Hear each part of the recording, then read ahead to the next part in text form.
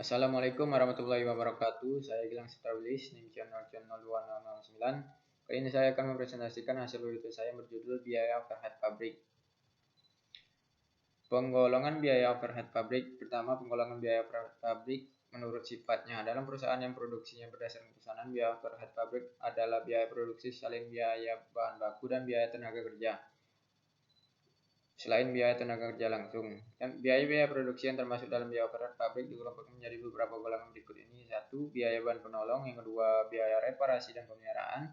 Ketiga, biaya tenaga kerja tidak langsung. Yang keempat, biaya yang timbul sebagai akibat penilaian terhadap aktiva tetap.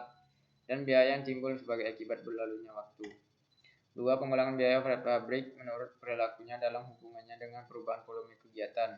Dilihat dari perilaku unsur-unsur biaya overhead pabrik dalam hubungannya dengan perubahan volume kegiatan, biaya overhead pabrik dapat dibagi menjadi 3 golongan, yaitu biaya overhead pabrik tetap, biaya overhead pabrik variabel, dan biaya overhead pabrik semi variabel.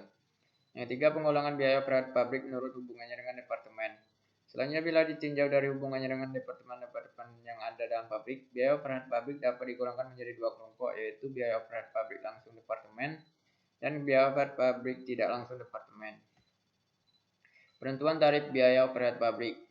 Menyusun anggaran biaya overhead pabrik. Dalam menyusun anggaran biaya overhead pabrik, harus diperhatikan tingkat kegiatan atau kapasitas yang akan dipakai sebagai dasar penaksiran biaya overhead pabrik.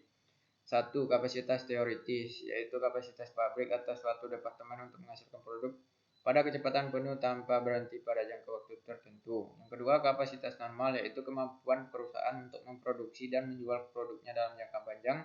Yang ketiga, kapasitas sesungguhnya. Yang diharapkan adalah kapasitas sesungguhnya yang diperkirakan akan dapat dicapai dalam tahun yang akan datang. Pembenahan biaya overhead pabrik kepada produk atas dasar tarif. Pertama, pembenahan biaya overhead pabrik pada produk dalam metode full costing. Kedua, pembenahan biaya overhead pabrik pada produk dalam metode variable costing.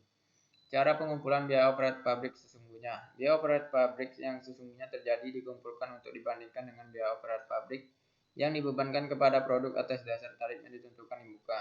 Selisih yang terjadi antara biaya overhead pabrik yang dibebankan pada produk atas dasar tarif yang ditentukan di muka dengan biaya overhead pabrik yang sesungguhnya hanya terjadi merupakan biaya overhead pabrik yang lebih atau kurang dibebankan.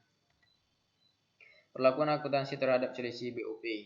Setiap akhir bulan, biaya overhead pabrik yang kurang atau lebih dibebankan dipindahkan dari rekening biaya overhead pabrik sesungguhnya ke rekening selisih biaya overhead pabrik.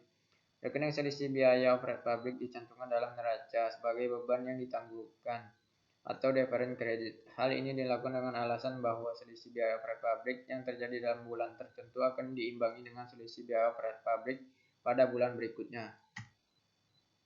Itulah hasil PPT saya pada kali ini.